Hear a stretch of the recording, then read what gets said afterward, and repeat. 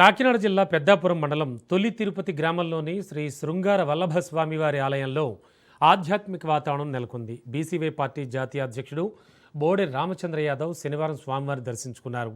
ఆలయానికి చేరుకున్న ఆయన ప్రత్యేక పూజల్లో పాల్గొని స్వామివారి ఆశీర్వాదాలు పొందారు. ఈ సందర్భంగా ఆలయ అర్చకులు ఆయనకు వేద ఆశీర్వచనం అందించి తీర్థ ప్రసాదాలు అందజేశారు.